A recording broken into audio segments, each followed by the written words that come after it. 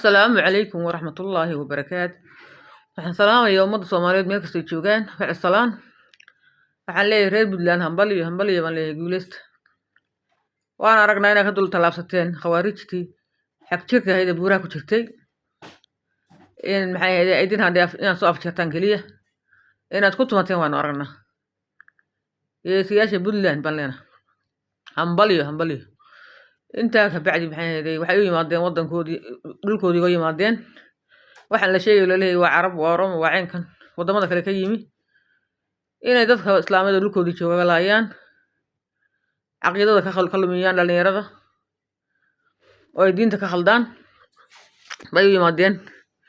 marka waxaan leeyahay reer Puntland naftooda hurayaasha jihaad baa ku jirtaan jihaad ku wada wax yar bay idin dhiman soo afjarmaan leeyahay insha Allah inta dhimatana Ilaahay u naxariisto inta dhaawacana Ilaahay u sahlo inta kale Ilaahay ka badbaadiyo meel daran ka dhaceen meel ay eedaan.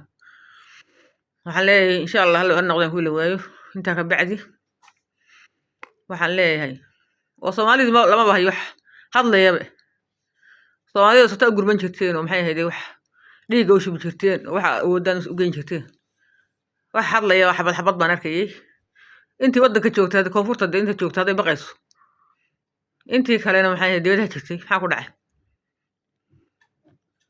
xawma ma cali baan leeyahay Ilaahay bay la jira iyo ummadda Soomaaliyeed Puntland kaliya ma oran kareen intii wax garada bay la jirtay in kastoo maxay ahayd Ilaahay ka weyntahay bini aadan aan waxba tarin